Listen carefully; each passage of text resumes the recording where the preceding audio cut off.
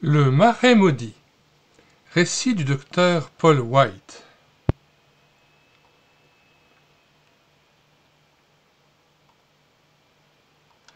Récit extrait de la BD Tournesol numéro 17 du 4e trimestre 1968. Hé, les amis, je vous apprends que vous êtes invités à l'anniversaire de Boho, l'hippopotame.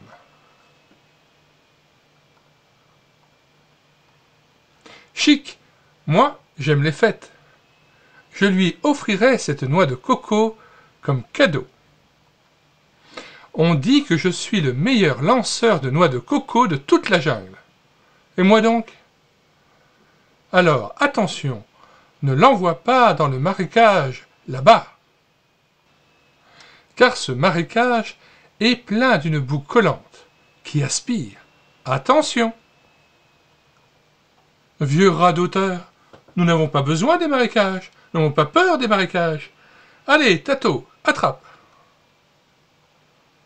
Maladroit! Ah, le voici. Quels sont les gros pieds qui ont fait ça? Sûrement Boho, l'hippopotame. Attendons-le. Nous nous accrocherons à lui pour traverser. Mais, regarde, les traces vont, mais ne reviennent pas. C'est curieux. Oh, ils attendent en vain, personne ne sort du marécage. Serait-ce le marais dont parlait la girafe? Réalisant qu'ils pourraient être en retard pour la fête, les deux singes partent en courant. Dépêchons-nous. Nous avons vu des empreintes en direction du marais, mais les pas ne revenaient pas. Quoi, des? Oh, ce marécage est dangereux. Il est facile d'y entrer, mais on ne peut en sortir soi-même. Je crains que nous n'ayons vu les dernières traces de ta sœur, Boho. Hein? Ma sœur? Elle devait apporter le repas. Alors, tu crois? Pauvre Boho, tu ne seras pas de la fête aujourd'hui. Pauvre Boho, le marécage est mortel. On n'en sort pas. Sa sœur n'a pas eu de chance. Alors, pas de fête. Nous gardons la noix de coco. Allons jouer avec. Les singes partirent sur la pointe des pieds. Arrivés au bas de la colline, ils prirent leurs jambes à leur cou. Ah ah! Hop! Par-dessus la tête. Youps! Tu lances trop haut! La noix de coco alla atterrir, flop, dans la vase boueuse.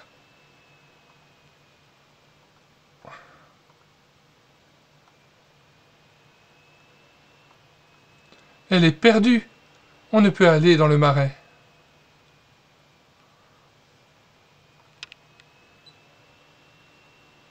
Tu vas voir. Non, pas de ça. Le singe sauta loin, en plein marais. Splosh! Oh, c'est facile. C'est même très simple. Il leva le pied gauche, mais le pied droit s'enfonça plus profondément.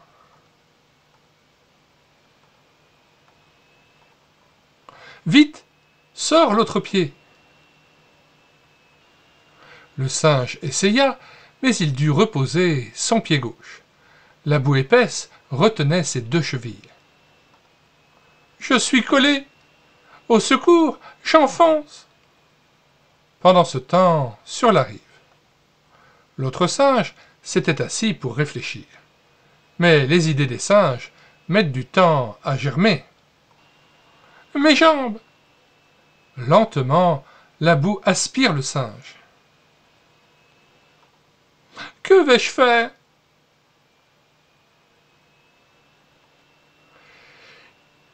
Les idées des singes germent lentement. Ah! Fais donc quelque chose pour moi! Au secours! J'enfonce! Je suis perdu! Vite! Agrippe-toi à tes favoris et tire, tire bien fort! Encore! Plus fort! Dépêche-toi! Sois courageux! Toto fut envahi par un nouveau et grand espoir. Il s'agrippa et tira, tira très fort, avec l'énergie du désespoir. Plus fort! Encore plus fort! Is! Mais sors donc de là! Essoufflé, les poils arrachés, Toto est à bout de force. La boue continuait à l'aspirer. À la fin, il se mit à hurler. « Au secours ! Fanfan ! Au secours ! Fanfan, à l'aide ! Tu dois y arriver. Essaye plus fort !» Alors qu'il se hâte, Toto aspire une grosse bouffée d'air, puis commence à descendre, descendre. Vite, il va disparaître. Il n'a pas pu sortir.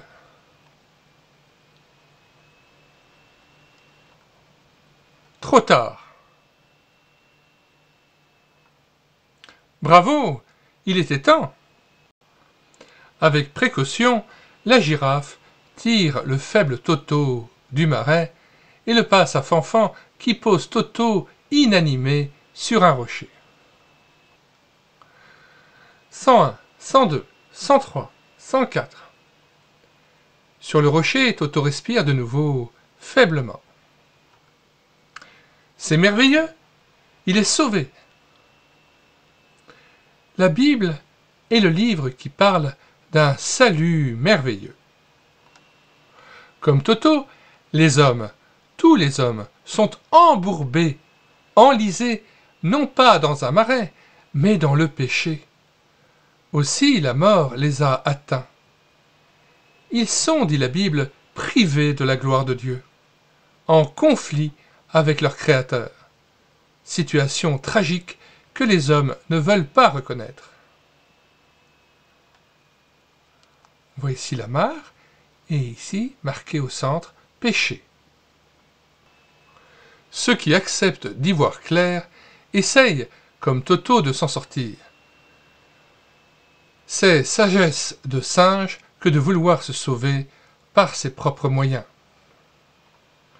Mais Jésus est le seul qui peut et veut nous sauver si nous le lui demandons.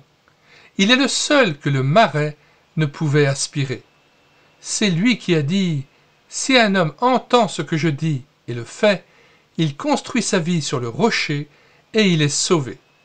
Mais si un homme entend ce que dit Jésus et ne le fait pas, il est toujours dans le marécage.